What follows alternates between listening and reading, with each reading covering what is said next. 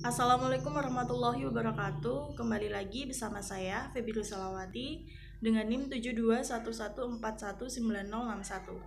Kali ini saya akan membahas proyek 5 dan proyek 6 Sistem Informasi Manajemen. Yang pertama kita bahas proyek 5, yakni formulir pembelian buku web atau HTML. Langsung saja kita bahas. Yang pertama ada membuat formulir. Ada file text di mana pengguna mengetikkan sebaris data, ada menu drop down untuk mengkombinasikan jawaban yang akan ditanyakan dalam tempat kecil di halaman, ada tombol radio untuk menampilkan semua pilihan kepada pengguna dengan satu tayangan, ada checkbox di mana pengguna dapat memilih satu atau lebih pilihan, ada kotak teks untuk mengisi komentar.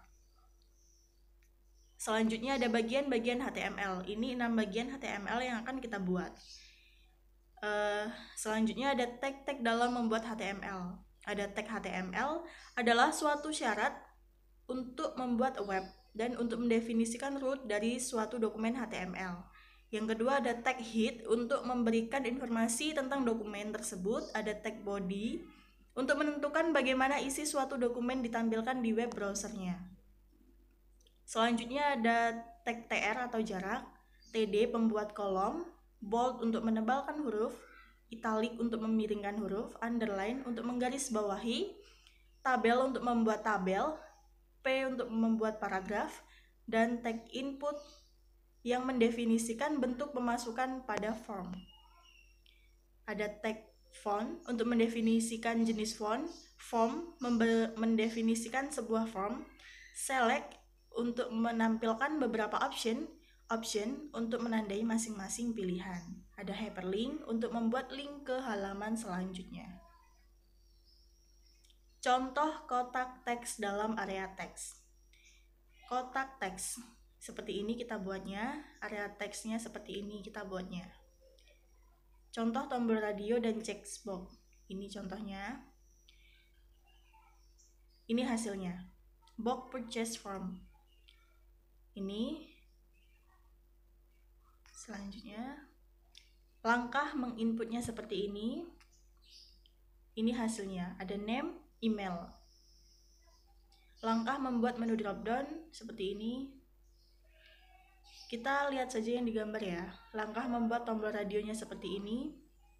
Hasilnya nanti seperti ini. What type of book do you prefer?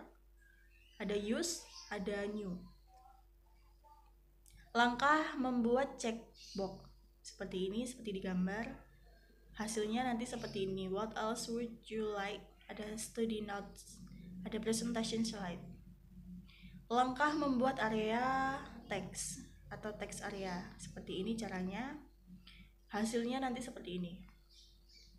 Langkah menginput, submit, dan reset.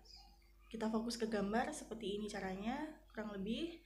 Hasilnya nanti seperti ini. Hasil ke-1 ini kita bisa lihat seperti ini. Tuh, box purchase, title, dan lain-lain. Hasil dalam web atau HTML-nya seperti ini. Ada name, email, what course are you talking? Ada what types, what else yang tadi kita bahas. Ada enter, comment, notepad. Di dalam notepad hasilnya akan seperti ini. Lanjut. Cara menyimpan kode HTML dalam notepad. Default dokumen di notepad adalah dokumen teks dan ekstensi. File teks akan ditambah file secara otomatis pada nama jika nama tersebut disimpan dalam bentuk teks browser web, tidak akan menerjemahkan dokumen. Berikut adalah langkah menyimpan file notepad menjadi HTML.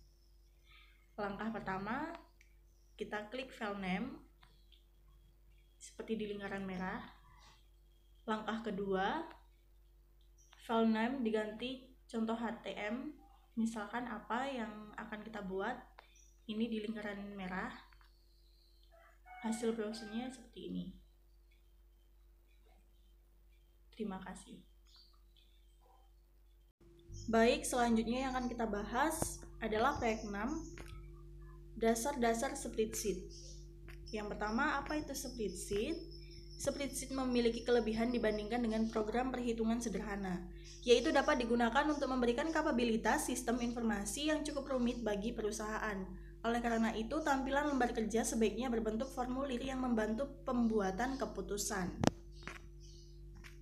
Untuk contoh ini, mulailah dengan membuka program Excel atau Microsoft Excel. Perhatikan bahwa pertama kali kita buka Microsoft Excel itu pasti ada 3 sheet di bawahnya, sheet 1, sheet 2, dan sheet 3. Karena di contoh ini kita menggunakan 2 sheet, invoice dan diskon, maka sheet 3 bisa kita delete atau kita hapus dengan cara edit, terus klik delete sheet, jangan delete. Nah, pada bagian sheet 1 dan sheet 2 kita rename. Sheet 1 kita rename menjadi invoice, sheet 2 kita rename menjadi diskon.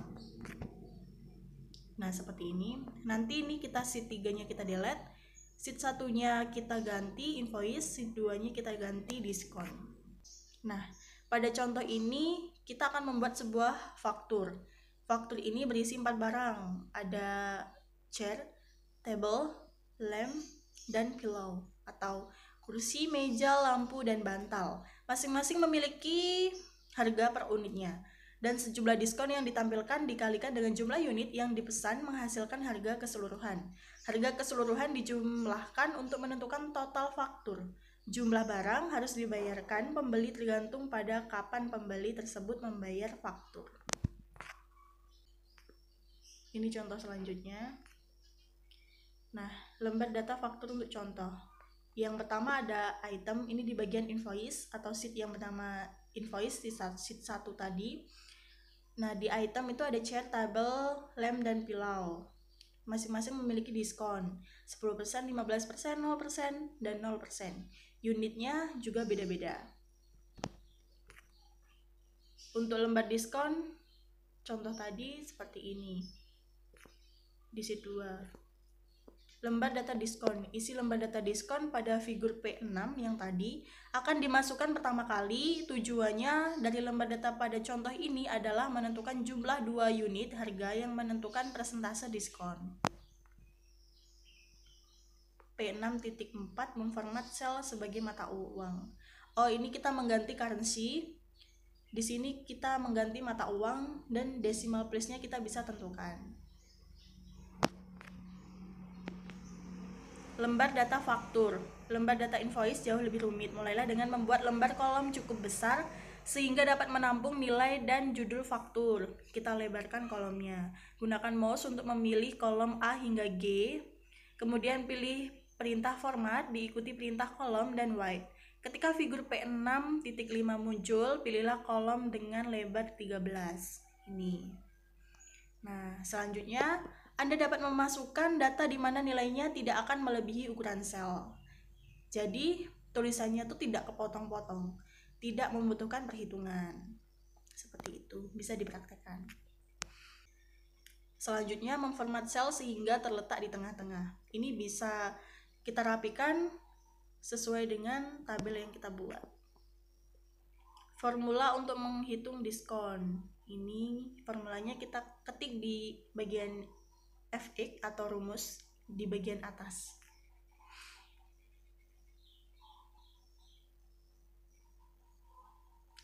Harga keseluruhan adalah harga per unit dikalikan dengan 1 dikurangi diskon dikalikan dengan jumlah unit yang dibeli. Tanggal saat ini ditempatkan dalam sel G11 sebagai fungsi Excel. Nah, sel G12 adalah sel G11 ditambah 30. Sel 13 adalah sel G11 ditambah 60. Tanggal diformat menjadi bulan, hari, tahun tanpa jam, menit, atau detik yang ditampilkan. Kita bisa ubah bagian tanggal di bagian atas. Sel-sel yang terakhir F11 hingga G13 mencerminkan nilai waktu dari uang. Untuk lebih jelasnya kita lihat, nah seperti ini. Kita bisa mengganti font style, dan ukuran font. Menyimpan contoh. Anda sebaiknya menyimpan contoh Anda sebagai sampel P6. Excel secara otomatis akan menambahkan ekstensi XLS pada nama file. Dengan demikian, Anda dapat mengacu pada contoh ini ketika mengerjakan tugas di bawah ini.